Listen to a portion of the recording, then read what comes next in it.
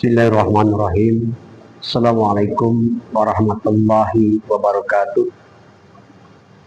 Innal hamdalillah nahmaduhu wa nasta'inuhu wa nastaghfiruh wa na'udzu billahi min shururi anfusina wa min sayyiati a'malina. May yahdihillahu fala mudhillalah wa may yudhlilhu fala hadiyalah. Asyhadu an la ilaha illallah wahdahu la syarikalah wa asyhadu anna Muhammadan abduhu wa rasuluh. Amma ba'du. Wa ya ibadallah uttaqullaha haqqa tuqatih wa la tamutunna illa wa antum muslimun. Hadirin rahimakumullah. Ada satu doa pendek yang Allah ajarkan untuk kita selaku umat muslim. Doa ini merefleksikan tujuan hidup bagi kita selaku umat muslim, sehingga orang sering menyebut doa ini dengan sebutan doa sapu jagat.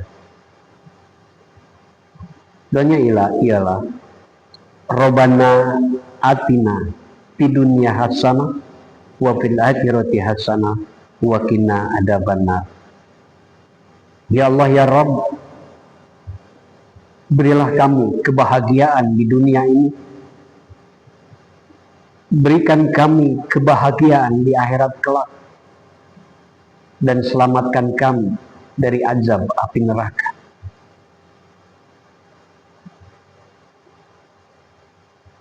Dunia dan seluruh isinya ini hanya merupakan tujuan hidup jangka pendek. Tujuan jangka pendek untuk meraih kehidupan jangka panjang di yaumil akhir dan menggapai ridho Allah Subhanahu wa taala. Nah, untuk tujuan ini Islam mengajarkan kepada kita adanya nilai keseimbangan. Hiduplah, berupayalah, berjuanglah kamu seolah-olah kamu akan hidup selama-lamanya di dunia ini. Berusahalah untuk duniamu seolah-olah kau akan hidup selama-lamanya. Dan berupayalah, berjuanglah untuk akhiratmu seolah-olah kau akan mati besok. Ada nilai keseimbangan.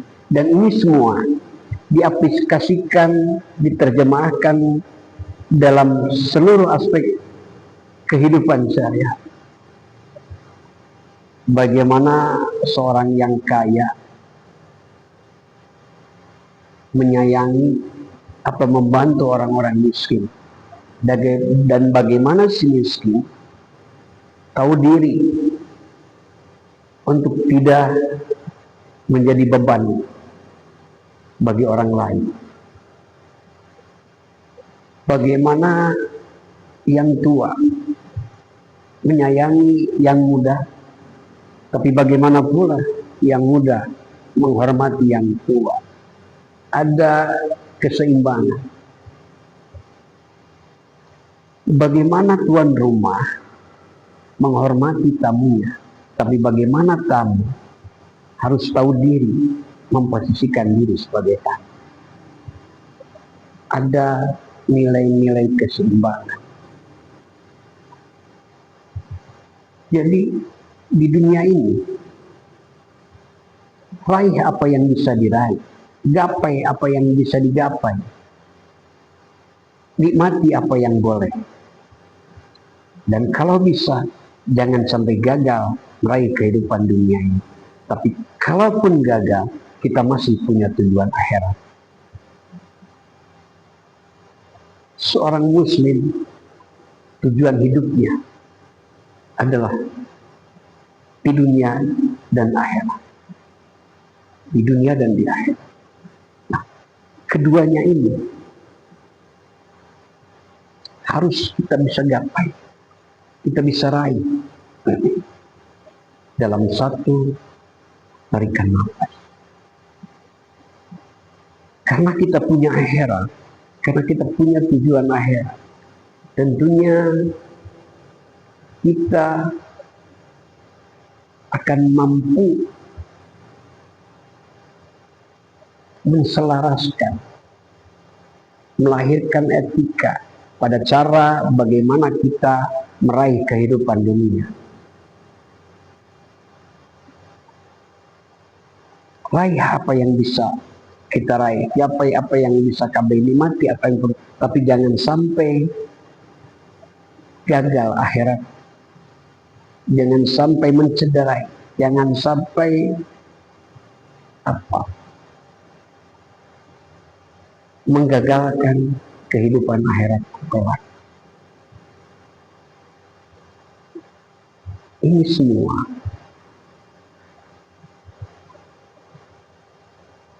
kita bisa gapai untuk tujuan di dunia hasanah wa fil akhirati hasanah. Ini yang membedakan kita dengan yang lain. Kita tidak menghalalkan segala cara untuk menggapai tujuan. Kita tidak menghalalkan segala cara dalam meraih cita-cita. Selalu ada batasan, ada perhitungan, ada kalkulasi. Ketika kita berbuat di dunia ini, tentunya bagaimana ini akan berpengaruh pada akhirat. Tidak menghalalkan segala cara dalam meraih kehidupan. Iya sih, kita pengen kaya. Tetapi kalau kekayaan itu kita dapatkan dari hasil korupsi, dari hasil menipu, dari hasil mencuri, bagaimana akhirat itu kelak? Iya sih, kita pengen naik pangkat, pengen naik jabatan. Dan kalau meraih jabatan itu dengan cara memojokkan yang lain, sikut sana, sikut sini, kita harus berhitung bagaimana akhirat nanti. Jadi seorang muslim yang baik harus mampu mengkombin dua tujuan ini. Rasul telah bersabda, bukan orang terbaik di antara kamu orang yang hanya mengejar kehidupan dunia saja tetapi mengabaikan akhirat. Dan bukan orang terbaik pula orang yang hanya mementingkan untuk akhiratnya saja tetapi mengabaikan dunia. Orang terbaik, orang yang muslim yang baik adalah yang mampu mengkombin, menselaraskan dua tujuan ini dalam satu tarikan nafas. Di dunia hasanah wa fil akhirati hasanah. Nah, untuk dua tujuan ini Allah Subhanahu wa taala memberikan alat kepada kita. Alatnya di surat Al-Ahzab ayat 111. Allah berfirman, Innallaha astara minnal mu'minin anfusahum wa anwalahum bi anna lahumul jannah.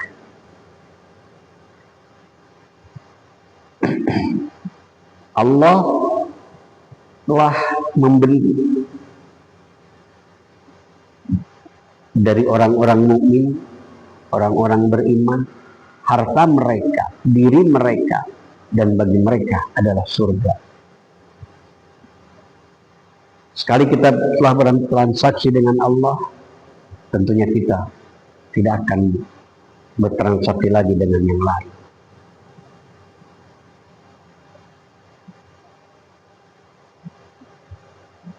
Harta dan diri kita transaksikan kepada Allah Subhanahu wa taala untuk menggapai apa? Untuk menggapai surga. Anwal dan anfus, harta dan diri. Kemudian anfus itu apa? Anwal itu apa? Anwal adalah harta yang kita punya, baik itu berupa uang, tanah, kebun, sawah, mobil. Yang jelas semua harta yang kita punya itulah anwal. Kemudian anfus. Anfus adalah semua yang melekat pada diri kita. Skill, kemampuan berpikir intelektual, pangkat, jabatan, itu adalah anfus. Dan semua ini adalah alat untuk menggapai tujuan. Sebagaimanapun banyaknya harta kita, ini hanya alat. Sehebat apapun kemampuan kita dalam meraih dunia, setinggi apapun jabatan kita, sepandai apapun pengetahuan kita, ini merupakan alat untuk menggapai tujuan. Tujuannya di dunia hasanah wa fil akhirati hasanah.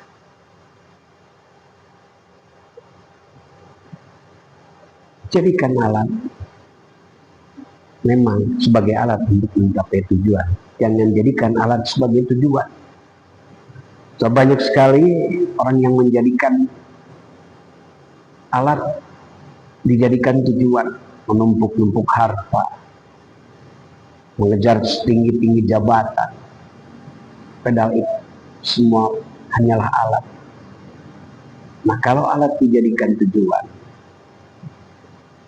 ini hanya melahirkan fata morgana saja. Kebahagiaan yang semu, kenikmatan semu. Sebab kalau yang hanya dikejar dunia saja, tanpa berpikir akhirat,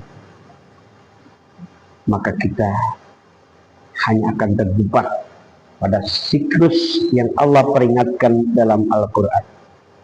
Al-haqqu mutakasyir hatta suratul maqabir. Celakalah kamu yang hanya berlomba-lomba untuk kepentingan dunia.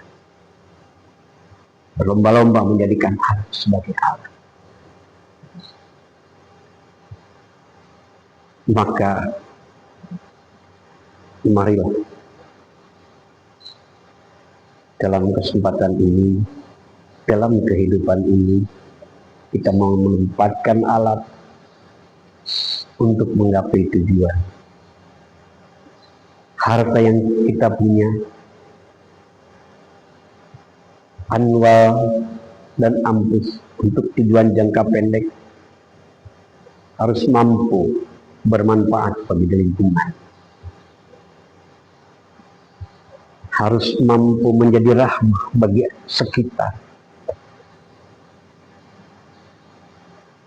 Anwal dan anfus untuk tujuan hidup jangka panjang harus mampu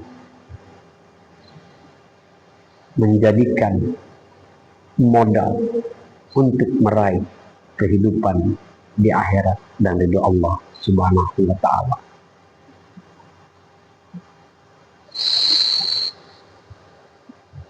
Semoga puasa bulan ini menjadikan